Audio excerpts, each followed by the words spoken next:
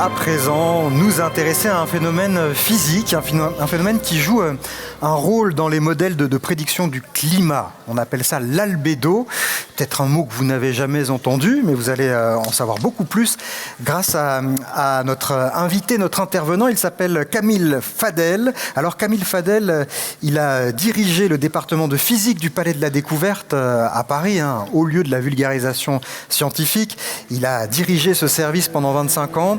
Et puis, depuis 2 ans, il s'occupe davantage d'histoire des sciences. Je vous demande de l'accueillir, Camille Fadel.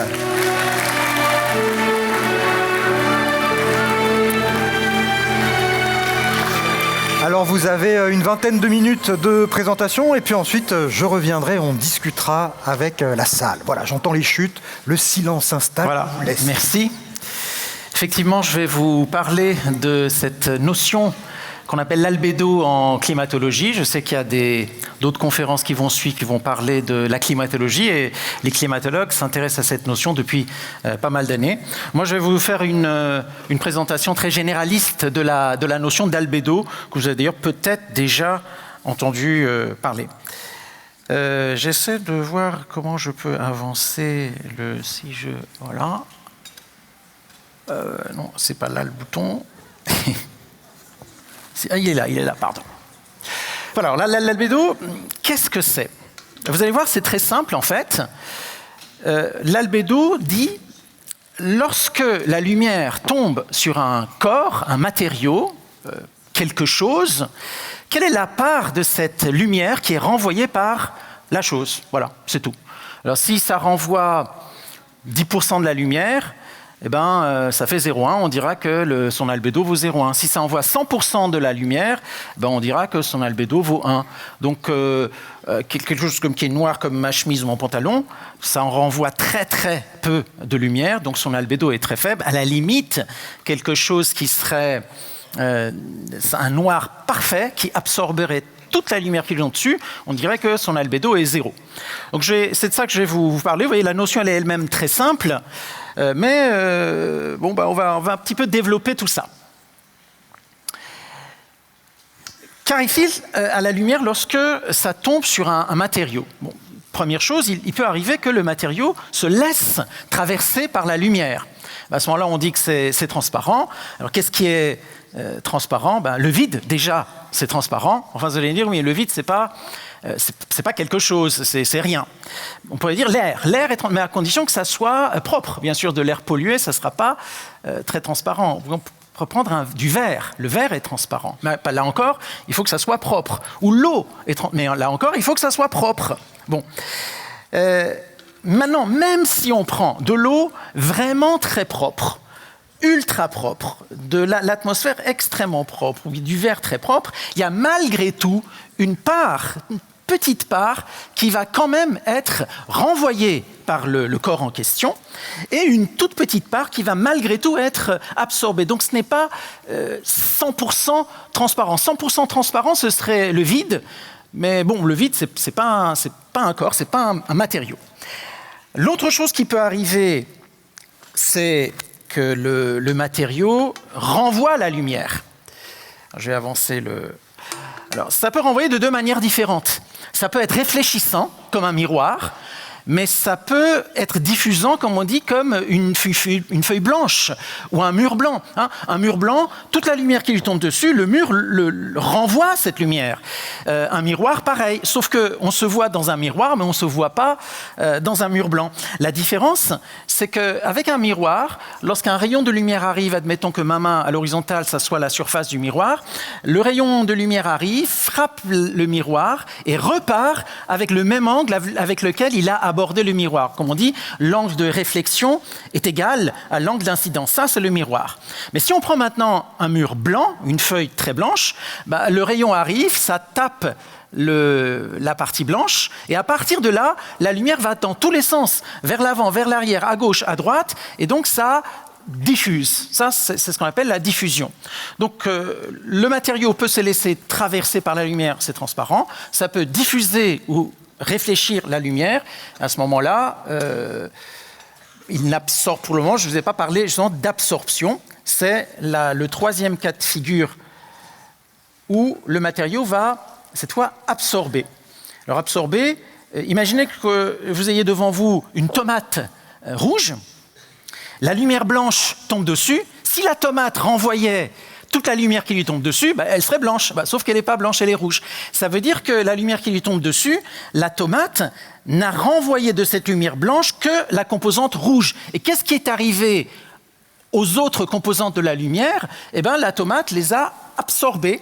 Et absorbées, ça veut dire que l'énergie a été déposée par la lumière maintenant dans la tomate. Et ça se traduit par quoi? Ça se traduit par le fait que cette énergie absorbée, le fait que les atomes et les molécules, les grains de matière qui composent la tomate sont maintenant davantage agités. Et cette augmentation d'agitation, ça correspond à une élévation de température. Donc la tomate, parce qu'elle a absorbé une bonne partie de la lumière, maintenant elle est plus chaude. Et vous comprenez que plus la part de la lumière absorbée sera importante, et plus la température va s'élever. Donc un miroir parfait ne verrait pas sa température grimper. Un mur blanc, parfaitement blanc, ne verrait pas sa température grimper, mais au contraire, quelque chose qui serait noir, qui absorberait vraiment beaucoup, verrait facilement sa température grimper. Donc, je le répète, c'est très simple la notion. L'albédo, c'est juste la part de la lumière incidente qui est renvoyée par un corps. Maintenant, on va prendre quelques exemples. On va dire qu'on a affaire à quelque chose qui est blanc à partir du moment où 80% de la lumière qui lui tombe dessus est renvoyée. Ça devait être à peu près blanc. Cela dit, si vous achetez une peinture acrylique blanche dans un magasin de bricolage, c'est 85%, parfois 90% de la lumière qui est renvoyée. Donc on dit que c'est blanc. Mais si à côté de cette peinture qui renvoie 80% de la lumière, donc albédo 0,8, on met une autre peinture blanche dont l'albédo vaut 0,9, par contraste, on verra que en fait, l'autre n'était pas si blanche que ça. Et les physiciens, les ingénieurs, les gens qui s'intéressent à ce genre de choses ont produit il y a quelques années une peinture qui renvoie 98,5% de la lumière. Ça, c'est la peinture la plus blanche qu'on ait jamais inventée, qu'on ait jamais mise au point. Donc son albédo, c'est 0,985, ce qui vaut quasiment 1. Inversement, on dit qu'on a affaire à quelque chose qui est noir si ça ne renvoie que 5% de la lumière, voire moins. Et là, pareil, si vous achetez une peinture acrylique noire dans le commerce, ça va être 90% de la lumière qui est absorbée, 95% qui est absorbée, mais pas au-delà. Et par exemple, moi, mes vêtements qui sont noirs, là, c'est loin d'avoir tout absorbé. Il y a une bonne partie, en fait, qui est encore renvoyée. Et ça, on va s'en rendre compte lorsqu'on va mettre mes vêtements à côté de quelque chose qui est encore plus noir que ça. Là, on va se rendre compte qu'en fait, c'est pas si noir que ça, mes vêtements. Et il y a quelques années, des ingénieurs qui ont mis au point une peinture qui s'appelle le Musu Black, qui ne renvoie que 0,6% de la lumière. Et là, quand on compare avec le noir standard, on voit vraiment qu'il y a une très grosse différence entre les deux. Ensuite, il y a un autre matériau qui a été mis au point, une peinture qui s'appelle Vanta Black, qui ne renvoie que 0,04% de la lumière. Et ici, sur cette photographie, vous voyez, il y a une sculpture qui a été peinte avec le Vanta Black, et vous voyez qu'on ne voit absolument aucun relief dessus. Alors que si on avait peint, c'est dommage que sur cette photo, on ne voit pas la même sculpture peinte avec une peinture noire standard. Parce que si on avait ça, on verrait qu'avec la peinture noire standard, on voit tout de même un petit peu de relief sur la sculpture, alors qu'avec le Vanta Black, comme ça absorbe absolument tout, rien n'est renvoyé et aucun relief n'apparaît dessus. Maintenant, comme je vous le disais, la notion d'albédo est surtout employée en climatologie. Et d'ailleurs, cette notion a été introduite en sciences au XVIIIe siècle par les astronomes qui s'intéressaient à l'éclat de certains astres, des planètes, planétoïdes, astéroïdes, etc. Je dirai un mot à ce sujet d'ici quelques minutes. Donc là, je vais vous parler plutôt des aspects lumière solaire qui tombe sur la Terre et l'albédo des différents paysages terrestres. Ça, c'est un tableau que j'ai trouvé sur Wikipédia. Je l'ai comparé avec d'autres choses qu'on peut trouver dans d'autres livres. Ça a l'air correct. Donc, vous voyez, des forêts de conifères, c'est-à-dire des forêts de sapins. Les sapins, c'est plus sombre que les platanes, par exemple. L'albédo est plus faible que, par exemple, les forêts de feuillus. Si on regarde la surface de la mer, ben, l'albédo est un petit peu plus élevé, mais c'est quand même très faible. L'eau, c'est quelque chose qui absorbe beaucoup la lumière. Les nuages, au contraire, ça renvoie. Donc, on pourrait se dire que si il y a beaucoup de nuages, la lumière solaire qui est en train d'arriver vers la Terre, vers le sol, eh ben, les nuages vont renvoyer cette lumière et ça va contribuer à lutter contre le réchauffement. Mais d'un autre côté, et ça ce sont les climatologues qui pourront mieux parler que moi de ça, d'un autre côté, vous savez peut-être que les nuages, ça peut aussi jouer le rôle de couvercle, ça fait un peu effet de serre. Donc est-ce que les nuages, ça contribue à rafraîchir ou réchauffer ? Je ne sais pas, ça sera aux climatologues de répondre à ces questions. La glace, vous voyez, albédo 0,6, et puis la neige, selon que c'est une neige très fraîche, vous voyez, l'albédo peut aller jusqu'à 0,9, ou une neige tassée qui contient un peu d'eau, son albédo est faible.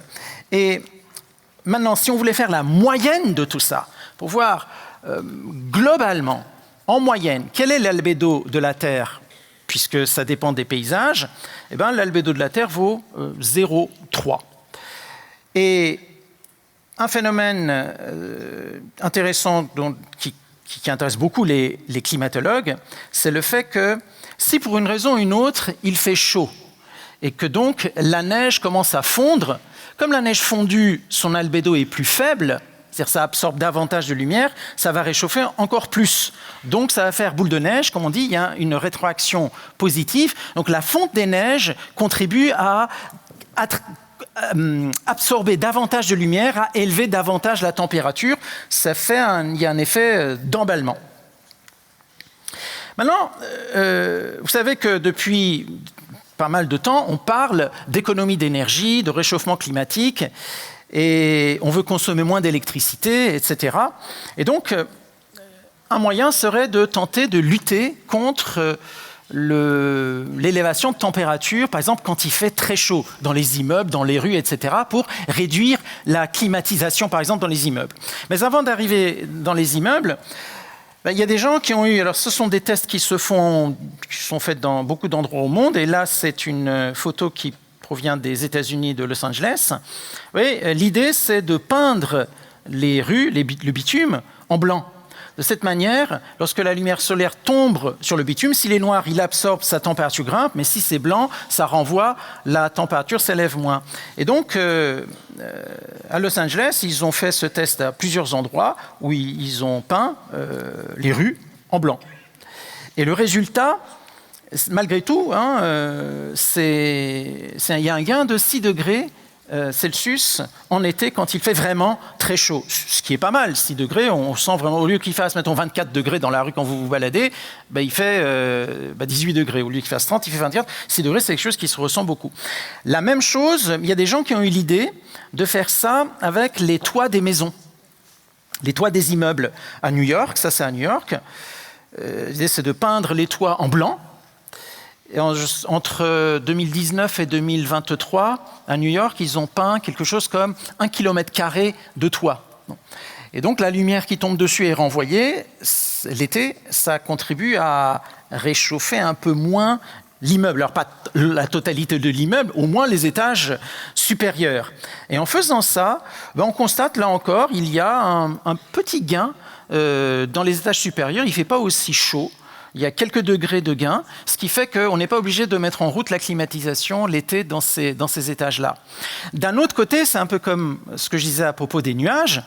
D'un autre côté, on peut se dire, oui, mais à ce moment-là, l'hiver, le peu de soleil qui tombe sur les toits, on aimerait que ce soleil contribue à chauffer un peu. Donc si c'est blanc, c'est pas bon. Donc en été, ça favorise, mais en hiver, peut-être que ça défavorise. Et maintenant, quel est le bilan ? Je pense qu'il faut faire des essais et voir finalement ce que ça donne.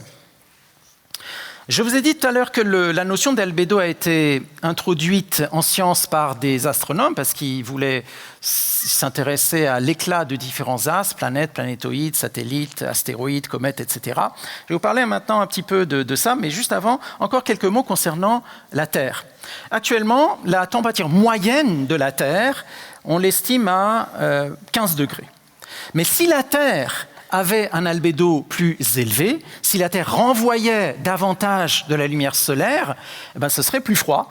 Et si ça en absorbait plus, son albédo est plus faible, ça serait plus chaud. Et il y a des gens qui sont amusés à faire ce genre d'études qui montrent que si la Terre était totalement blanche, eh bien son albédo serait tellement élevé que la température de la Terre chuterait à moins 40 degrés.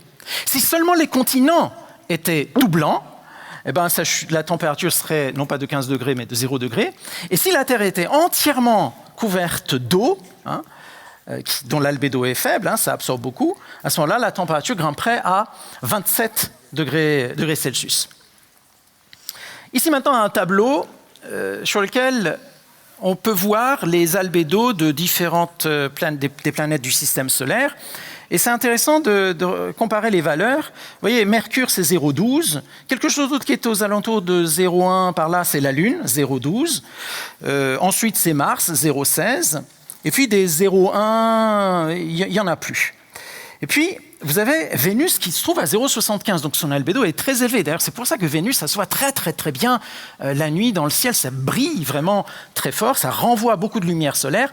Et ça, c'est dû au fait que Vénus possède une atmosphère très dense, alors que Mercure, pas d'atmosphère sur Mercure, pas d'atmosphère sur la Lune et pas d'atmosphère, ou quasiment pas d'atmosphère sur Mars. C'est une terre, c'est un sol dans les 3 cas, c'est rocheux, quoi, donc ça absorbe. Vénus, grâce ou à cause de son atmosphère qui est très dense, sur Vénus, la pression atmosphérique vaut 90 fois la pression atmosphérique sur Terre. Donc c'est une atmosphère extrêmement dense qui renvoie bien, donc albédo élevé. Ensuite, on a Jupiter, Saturne, Uranus et Neptune. À chaque fois, c'est dans les 0,3, un peu supérieur à la Terre, mais parce que ça, ce sont des planètes essentiellement gazeuses. C'est essentiellement formé d'hydrogène, d'hélium, ces planètes-là. Donc c'est gazeux, ça renvoie bien, ça diffuse bien. Puis, on arrive à Pluton, avec un albédo qui est très élevé, 0,6. Mais ça, c'est dû au fait que Pluton, étant très, très, très, très loin du Soleil, c'est extrêmement froid et en fait, c'est glacé. C'est la glace sur Pluton qui fait que ça possède un albédo élevé.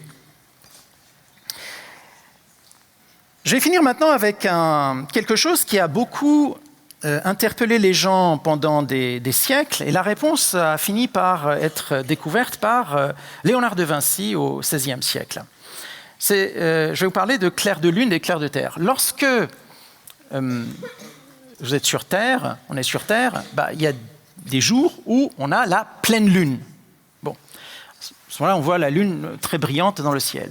Mais inversement, si on était sur la lune, certains jours, on verrait des clairs de terre. On verrait que la Terre est pleine et très lumineuse. Maintenant, dans le tableau précédent, vous avez vu que, je vais peut-être reculer, oui, ici, vous voyez, dans le tableau présent, on a vu que l'albédo de la Terre, c'est 0,3, alors que l'albédo de la Lune, c'est 0,12. Le rapport 30 sur 12, ça fait, si on fait 2 fois 12, ça fait 24, et si on prend la moitié de 12, ça fait 6, ça fait 30. Donc, la Terre, son albédo est 2 fois et demi plus élevé que l'albédo de la Lune. Et ça veut dire que si la Terre et la Lune avaient les mêmes dimensions, le même diamètre, la même surface, parce que l'albédo de la Terre est 2 fois et demi plus élevé que l'albédo de la Lune, eh ben, le clair de Terre serait 2 fois et demi plus lumineux que l'éclair de Lune. Sauf que la Terre, non seulement son albédo est 2 fois et demi plus élevé, mais en plus, la surface de la Terre est plus grande puisque le diamètre de la Terre vaut 3 fois et demi le diamètre de la Lune. Si vous avez multiplié le diamètre par 3,5, c'est que vous avez multiplié la surface par 3,5 au carré. Et donc, si on regarde maintenant l'éclat des deux, eh ben, il faut qu'on multiplie l'albédo de la Lune une fois par 2,5, puis par 3,5 et encore 3,5. Donc 2,5 fois 3,5 fois 3,5, ça fait 30. Ça veut dire qu'un clair de Terre est 30 fois plus lumineux, son éclat est 30 fois plus élevé qu'un clair de Lune. Maintenant, quel était le problème qui a intrigué les gens pendant des siècles et des siècles? C'est le fait que lorsque c'est la nouvelle Lune, alors nouvelle Lune, c'est le moment où on ne voit plus la Lune. Donc, peut-être pour fixer un peu les idées, vous avez ici le Soleil, vous avez ici la Terre, et il y a des moments où la Lune se trouve entre les deux. Alors pas alignée nécessairement, parce que si la Lune était ici alignée entre les deux, ça ferait une éclipse, ça cacherait le Soleil. Mais la Lune n'est pas nécessairement alignée, mais entre les deux, mettons ici. C'est à ce moment-là que la face éclairée par le Soleil de la Lune ne se voit pas de la Terre. Bon, donc c'est la nouvelle Lune, on ne voit plus la Lune. Et cela reste vrai quelques jours avant la nouvelle Lune ou quelques jours après la Lune, on commence à voir un petit croissant. Bon. À ce moment-là, lorsque vous voyez un tout petit croissant au niveau de la Lune, soit quelques jours avant, quelques jours après la nouvelle Lune, il n'y a aucune raison, que on voit le restant de la Lune. Or, lorsque vous regardez la Lune à ces moments-là, vous voyez le croissant qui est lumineux, mais vous voyez aussi, on arrive très bien à distinguer le bord de la Lune.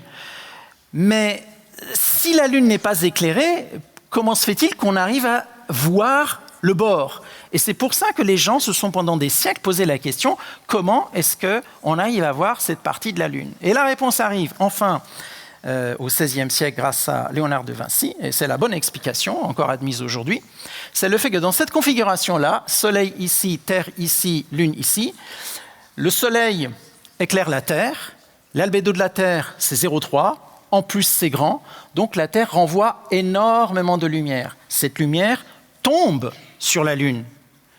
Et c'est parce que la Terre est en train d'éclairer la Lune, c'est pour ça qu'on voit le bord qui normalement devrait être dans l'obscurité. Donc cette partie de la Lune qu'on voit au moment de la nouvelle Lune, ou juste avant ou juste après la nouvelle Lune, n'est pas éclairée par le Soleil, puisque le Soleil est du mauvais côté, mais c'est éclairé par la Terre. Et ça, c'est ce qu'on appelle la lumière cendrée.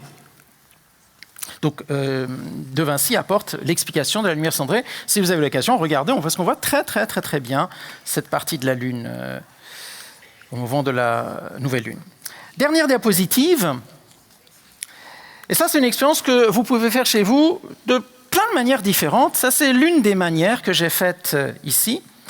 J'ai pris un capuchon d'une bombe aérosol de peinture noire. Je l'ai posé sur une feuille blanche et j'ai percé le capuchon. Et ce qui est intéressant de noter, c'est que là où il y a le trou, c'est plus noir qu'à côté. Et ça, vous pouvez même faire cette expérience en prenant carrément un capuchon blanc. Vous fabriquez une boîte avec une feuille blanche, bien fermée, vous faites un trou, et vous allez voir, dedans, c'est noir. Et ce noir-là, il est plus noir que le capuchon. Ça veut dire que, à la limite, la lumière, ça veut dire quoi? Ça veut dire que la lumière qui tombe sur le capuchon dit noir, le capuchon renvoie plus de lumière que la lumière qui est rentrée dedans. Et cette lumière qui est, une fois entrée dedans, n'arrive plus du tout à sortir. C'est presque, comme on dit en physique, c'est presque un objet, un corps noir parfait. Le fait qu'on ait fait un trou comme ça à l'intérieur. Donc moi je l'ai fait avec un capuchon noir. En plus, j'ai mis une feuille blanche en dessous. Donc, vous pouvez faire plein de variantes de ça avec différentes couleurs, blanc, noir, etc. Et vous verrez toujours, dans le trou, il fait toujours plus noir qu'ailleurs. Voilà, j'ai fini avec cette présentation très généraliste sur la notion d'albédo. Je vais m'en tenir là. Et si vous avez des questions, des remarques, je peux tenter de répondre. Merci. Bravo, venez donc vous asseoir. On a 8 minutes pour discuter un petit peu. Ce que je retiens de ce que vous nous avez dit avec cette question que se posait Léonard de Vinci, le clair de Terre, le clair de Lune. Donc nos nuits sont éclairées par la Lune, quand elle est pleine en tout cas, hein, les jours de pleine Lune, elles sont bien éclairées par la Lune. Mais ça veut dire que quand on est sur la Lune, et c'est arrivé à quelques-uns, et qu'on observe un clair de Terre, c'est beaucoup plus lumineux. C'est beaucoup plus lumineux, oui. Comme je le disais, d'une part parce que l'albédo de la Terre vaut 2 fois et demi l'albédo de la Lune. Donc, et en superbe. plus, sa surface est bien plus grande. Donc, il y a un rapport 30. Cela dit, il y a un rapport 30 dans la lumière émise physiquement parlant, mais nous, avec nos yeux, on ne va pas nécessairement voir 30 fois plus fort. Hein. Oui. Non, parce qu'on ne fonctionne pas proportionnellement. Quoi. C'est ça. Oui. Selon la quantité de lumière qui arrive, c'est pas linéaire. Si physiquement la lumière est 10 fois plus intense, 100 fois plus intense, vous n'allez pas voir 100 fois plus intense avec vos yeux. Vous n'aurez pas l'impression. C'est comme le son. Deux sons qui sont dans des rapports physiques de 100, à l'oreille, on ne les entend pas 100 fois plus fort. Sinon, c'est peut-être mieux comme ça, parce que sinon, avec une petite lampe de poche ou un plein soleil, on n'arriverait pas. Pour faire face à ces variations de lumière, il vaut mieux qu'on ne perçoive pas ça de façon proportionnelle. Quelques questions avant que le micro circule dans la salle. N'hésitez pas à lever la main, on va vous apporter le micro pour que vous puissiez en poser. Il y a quand même quelques contre-exemples superbes à ce que vous nous dites, parce que vous nous dites le blanc, par exemple, on peint en blanc les toits et ça réchauffe bien. Alors par contre, quand on se trouve en plein désert, parfois on voit des bédouins habillés en noir. Ils connaissent leur situation, ils sont pas nés de la dernière pluie, c'est le cas de le dire dans le désert, et ils sont habillés en noir. Donc des fois ça présente des avantages quand même. Oui, mais forcément, ils n'ont... Par essai-erreur, je ne sais pas comment ils en sont arrivés, notamment les Touaregs, qu'on trouve dans certaines régions de l'Afrique, vers le Mali, le Niger, le Burkina Faso, ces régions-là.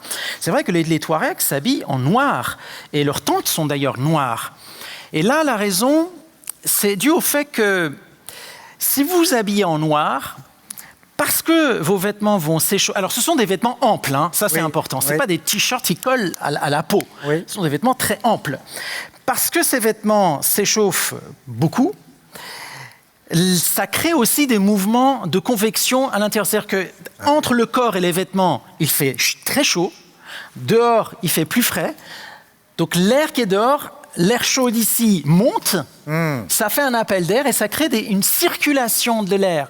Et d'ailleurs, les tentes aussi des bédouins sont noires. Donc, au niveau de la tente, il fait chaud, donc l'air chaud monte, ce qui crée un appel d'air, et ça crée une circulation de l'air, et c'est ça qui est avantageux, en fait. C'est ça qu'ils recherchent. C'est la différence de température pour créer du courant d'air, et donc de la ventilation. Et de la ventilation. En résumé, ça veut dire que dans le désert, si le Touareg s'habillait en blanc, les mêmes vêtements, mais en blanc, il y aurait moins de circulation de l'air. Que s'il s'habillait en noir. Voilà, donc il n'y a pas que l'histoire de l'albédo. Enfin là, ça joue, mais subtil. En tout cas pour refroidir ou réchauffer. Deuxième question, un peu du même ordre. Cette fois-ci, je vous emmène sur la banquise. Il fait froid, donc ce serait intéressant d'être en noir pour capter de la lumière. Et là, on va trouver des ours polaires tout blancs. Ah oui, pourquoi ils sont blancs? Alors, alors, il peut y avoir plusieurs raisons pour les ours polaires. On pourrait, par exemple, se dire, on voit moins du blanc sur blanc que du noir sur blanc. Bon, ça pourrait être une raison. Ça leur permet, par exemple, camouflage pour pouvoir. Mais il y a aussi une part de physique là-dedans. C'est que si vous prenez deux objets identiques, qui sont les deux, mettons, à 50 degrés dans cette pièce. Donc, ils sont tous les deux en train de se refroidir. Mais il y en a un qui est noir, l'autre qui est blanc. Lequel va se refroidir plus vite? Lequel va rayonner davantage? C'est le noir. Donc, un corps qui est blanc conserve mieux sa propre température, sa chaleur, qu'un corps qui est noir. Et l'ours polaire, c'est un mammifère, admettons température corporelle. Admettons qu'il soit comme nous, je sais pas, mettons 37 degrés.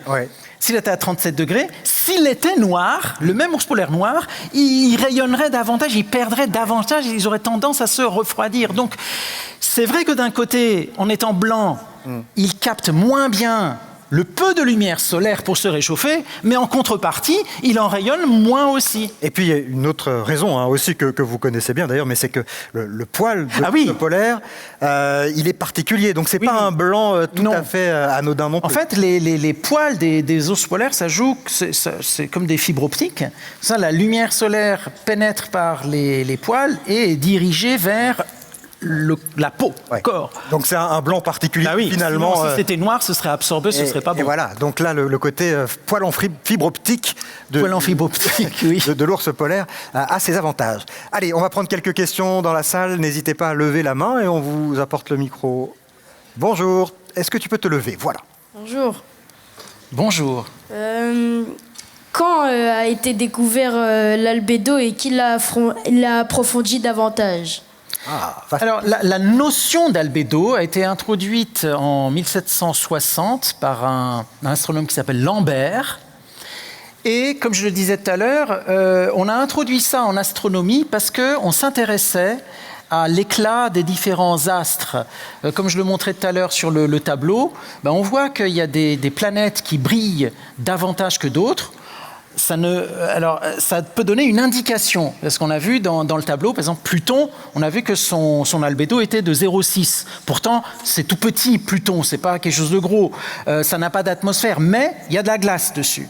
En revanche, Jupiter, ça, ce sont de très grosses planètes, et c'est l'atmosphère qui fait que leur albédo est 0,3, donc inférieur à Pluton. Donc, en fait, le fait de voir comment le corps céleste renvoie la lumière peut donner quelques indications sur soit sa taille, sa composition, son atmosphère, etc. Et c'est pour ça que les astronomes ont introduit cette notion-là en 1760 et par la suite ça a été développé. De nos jours, c'est largement utilisé par les climatologues. Est-ce qu'il y a une autre question dans la salle? Oui, bonjour. C'était une question, par exemple, dans l'univers, quand on parle... Vous êtes où? Excusez-moi. Là-bas. Ici. Vous êtes là-bas. Dans l'univers, quand on parle de phénomènes spéciaux, genre trou noir, où il n'y a aucune lumière qui sort, donc forcément, il y a une albédo de 0. Oui. Mais est-ce que dans l'absolu, il pourra avoir une albédo négative? Et ça Albédo négatif, ça voudrait dire que ça renvoie plus que ça n'en a reçu. Je pense que c'est ça que ça voudrait dire. Mais non. Non, puisque le blanc, il a une albédo, il oui, si. Il renvoie 1. Le blanc, ça va être 1. Oui. Ah oui, alors vous dites négatif. Négatif, ça voudrait dire quoi? Ça En fait, la notion ne s'applique pas parce que la notion, c'est forcément 0 et 1. Il absorbe toute la lumière, mais il émet absolument aucune lumière. Non, mais s'il n'émet pas, c'est 0. C'est 0. En fait, ce que vous voulez dire, si je crois savoir quoi ça pourrait correspondre, mais c'est un truc très imaginaire, ça voudrait dire que ça absorbe plus que ça n'en reçoit. Oui. C'est-à-dire que je vous donne, on ne va pas le faire, hein, je vous donne 10 €, mais vous vous trouvez avec 20 dans la poche. Oui. Donc systématiquement, c'est 0, on ne peut pas descendre. Non, c'est 0. Le minimum, le plus noir possible, c'est 0. On ne peut pas faire plus noir que noir. La réponse à Comme la on ne peut question. pas faire plus blanc que blanc. C'est ça. Donc 0, 1. On ne va 0, pas en 1. dessous du 0 et on ne monte pas au-dessus du 1. Puisque c'est la part... Pour ce qui est de l'albédo. Oui, parce que c'est la part de ce qui est reçu qui est renvoyé. Oui. Que ça ne peut pas être négatif. C'est entendu. Cela dit, elle était intéressante, la question du trou ça noir. fait Est-ce que réfléchir. c'est le seul objet de l'univers, ou un des seuls, qui soit vraiment à 0, 0, 0 d'albédo, le trou noir? Non, mais je pense que s'aventurer dans le trou noir, ça va être compliqué parce que les trous noirs, en fait, émettent des choses malgré tout. Donc ils ne sont pas si à 0 que ça. C'est pas si... On ne tient toujours pas d'objet à 0 d'albédo. Est-ce qu'il y a une autre question? Non, mais là, quelque chose qui serait vraiment noir, c'est le capuchon, là, avec le trou. Encore que, vous voyez, c'est pas totalement noir parce que le capuchon, il a une certaine température. Ouais. Et de l'intérieur, ça émet des rayonnements infrarouges parce que c'est chaud. Et par le trou, il y a quand même un petit peu d'infrarouge qui sort. Donc il faudrait abaisser la température au 0 absolu. Et à ce moment-là, ce serait vraiment noir. Allez, toute dernière question dans la salle. Je ne sais pas où c'est. Levez-vous que je vous vois bien. Alors, est-ce que tu peux te lever? Voilà. On t'écoute. Il faut qu'on te donne le micro. Est-ce qu'il y a des peintures noires qui font que le blanc ne voit pas le relief? Des peintures noires qui font que... blanches qui font qu'on ne voit pas le relief. Oui. Des peintures blanches? Oui, c'est la question qui vous est posée. On en a vu une noire qui effectivement effaçait complètement le visage. Est-ce que le blanc absolu aurait le même effet? C'est du blanc, mais ça renvoie... Si ça renvoie... Je pense qu'on serait peut-être ébloui, mais... je ne sais pas si par exemple la sculpture était couverte avec une peinture blanche qui renvoie 100% de la lumière, donc albédo 1, est-ce qu'on verrait du relief? Ah oui, il y a des angles quand même. Donc il y a des lumières qui vont aller un peu sur le côté. Oui, je pense qu'on verrait des reliefs. Parce que à cause des reliefs, toute la lumière ne va pas venir vers mes yeux. Il y a des régions qui vont renvoyer la lumière vers mes yeux, et des régions qui vont l'envoyer sur le côté, à cause des reliefs. Donc, par certaines régions, je vais recevoir moins de lumière. Et là, je vais voir le contraste. Et ça ne marche pas avec le noir, parce que le noir, justement, absorbe. C'est pour ça que le noir gomme les reliefs, mais le blanc ne va pas gommer les reliefs, du moins par rapport à la réflexion que je viens d'avoir. Oui, mais c'est ça, c'est ce qui est très chouette. Intéressant. C'est que du coup, on vient de voir le processus du scientifique à l'œuvre qui a le problème et qui analyse les différentes hypothèses. Merci, grâce à vos questions, on voit comment les chercheurs pensent. Merci à vous, c'était un plaisir. Merci beaucoup. Merci.